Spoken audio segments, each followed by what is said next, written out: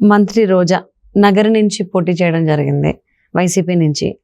So ఆవిడ ఓడిపోవడానికి కారణం అంతా కూడా వైసీపీ నాయకులే, నా పార్టీ నాయకులే నన్ను ఓడించడానికి ట్రై చేశారు, కుట్రలు పన్నారు, అది కూడా వ్యూహాత్మకంగా అని కామెంట్స్ చేశారు. అంటే పోలింగ్ రోజున ఈ విధంగా రోజా కామెంట్స్ని అంటే ఓటమిని ఒప్పుకున్నట్టేనా, అసలు ఏ విధంగా అర్థం చేసుకోవాలి?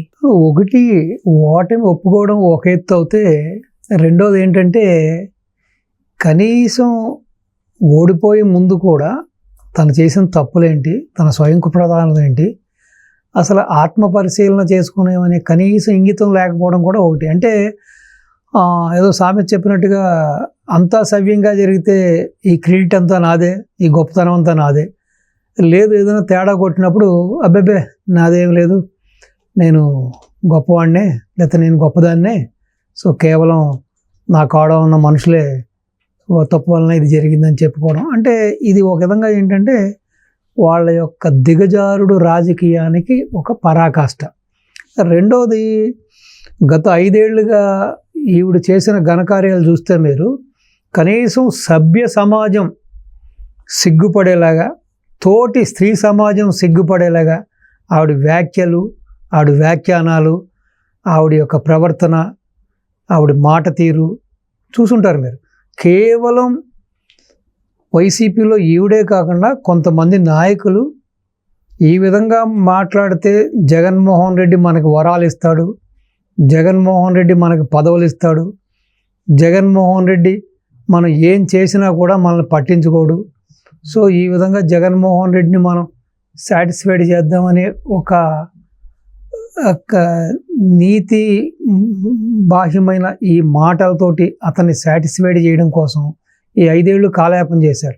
మీరు తీసుకుంటే అసలు ఆవిడ యొక్క పోర్టుపోలియోల మీద కానీ, ఆవిడ మంత్రివర్గంలో తనకున్న పదవి గురించి కూడా కనీసం అవగాహన లేదు.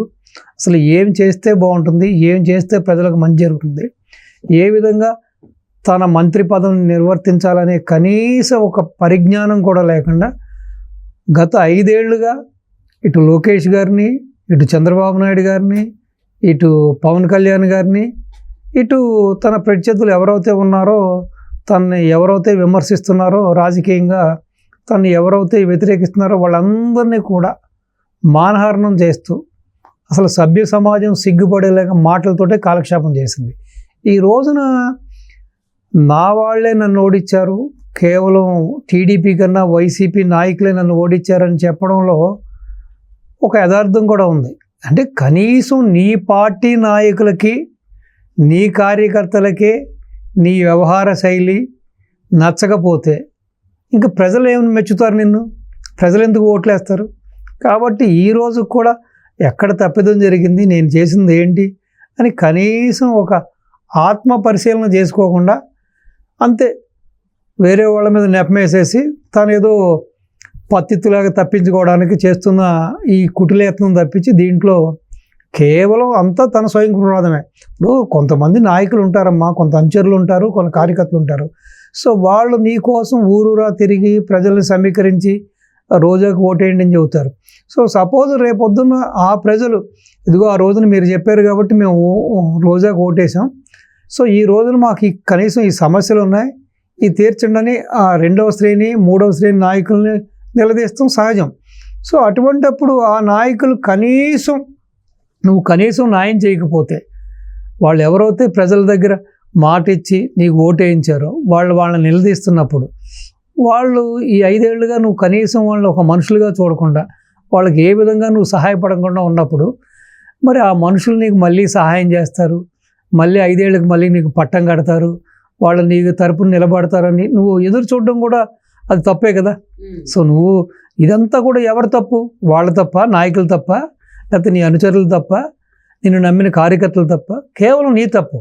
ఈ 5 ఏళ్ళు కూడా ప్రతిపక్షాలని దుమ్మెస్తూ పోస్తూ ఎంతసేపు జగన్మోహన్ రెడ్డిని సంతృప్తిపరచాలనే ఒక దుగ్ధతో నువ్వు చేసిన ఈ యొక్క చిల్లర రాజకీయాలకి ఈ రోజు నువ్వు బలి అవుతున్నావు, బలి అయ్యావు కూడా. సో ఏదైనా కూడా ఏంటంటే రాజకీయాలు హుందాగా ఉండాలమ్మా. సో కాస్త పెద్ద మనిషిగా ఉండాలి, పద్ధతిగా ఉండాలి. అది ఒక స్త్రీ, సమాజంలో ఒక స్త్రీ అయినప్పుడు, ఒక పబ్లిక్ లైఫ్లో ఉన్నప్పుడు ఎంత హుందాగా ఉండాలి. నువ్వు కొంతమందికి రోల్డ్ గోల్డ్లా మిగిలిపోకూడదు, రోల్ మోడల్లాగా ఉండాలి. సో కాబట్టి ఆవిడ ఏం చెప్పినా కూడా ప్రజలు నమ్మే పరిస్థితిలో లేరు. అయిపోయింది, 5 ఏళ్ళు కాలక్షేపం అయిపోయింది. సో అంటే కరెక్ట్గా పోలింగ్ రోజునే, అంటే ముందు నుంచి కూడా నగరిలో ఒకవేళ రోజా కనుక టికెట్ ఇస్తే మేమే దగ్గరుండి ఓడిస్తామని చెప్పేసి వైసీపీ శ్రేణులు కార్యకర్తలు ముందే చెప్పారు. అయినా కానీ జగన్మోహన్ రెడ్డి టికెట్ ఇవ్వడం జరిగింది రోజాకి. సో అది ముందు నుంచే ఉండదు. నిన్న ఆవిడ బయటపడింది అన్న, ఇన్ని రోజులు ఆవిడ అసలు మాట్లాడలేదు, శ్రేణులు నాకు సపోర్ట్ చేయట్లేదని కానీ, నాకు వెనకుండి నడిపించట్లేదు కానీ అని ఇటువంటి మాటలు మాట్లాడకుండా కరెక్ట్గా పోలింగ్ రోజునే ఈ రకంగా పార్టీ శ్రేణులను ఓడించడానికి కుట్రలు పన్నారు అని కామెంట్ చేయడం అనేది, అంటే అక్కడ పోలింగ్ని చూసి మాట్లాడారా లేకపోతే ప్రజల నుంచి వచ్చినటువంటి వ్యతిరేకతను చూసి మాట్లాడారా, ఏమనుకుంటున్నారు మీరు? అంటే ఇది ఓవర్ నైట్ ఏదో పోలింగ్ ముందు 1 రోజు 2 రోజుల ముందు జరిగిన సంఘటనలు కాదు ఇవి. సో ఆల్రెడీ జగన్మోహన్ రెడ్డి గారు కొంతమంది అక్కడ లోకల్గా వైసీపీకి బాసటగా బలంగా ఉన్న కొంతమంది నాయకుల్ని పిలిచి వాళ్ళని సముదాయించి రోజాకి సపోర్ట్ చేయించడానికి జగన్మోహన్ రెడ్డి, ఇటు సజ్జల రామకృష్ణారెడ్డి గారు కూడా మాట్లాడడం జరిగింది.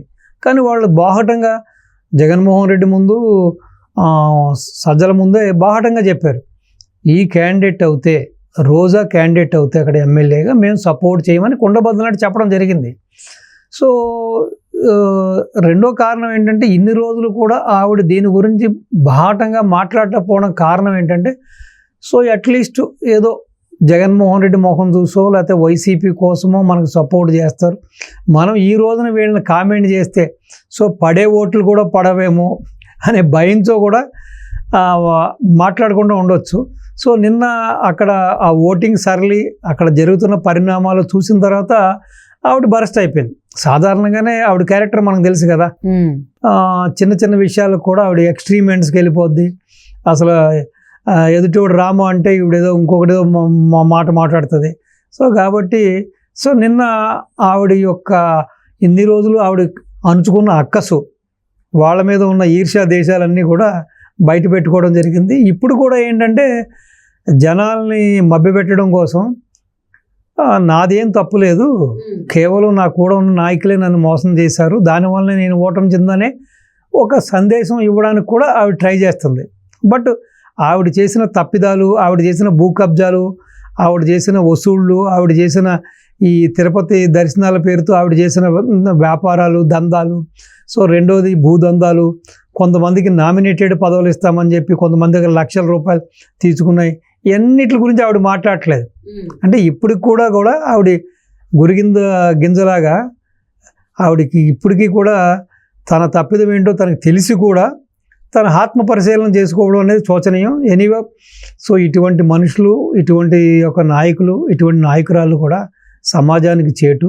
సో వీళ్ళని ఇంట్లో కూర్చోబెట్టడమే ప్రజలకి శ్రేయస్సు, రాష్ట్రానికి శ్రేయస్సు.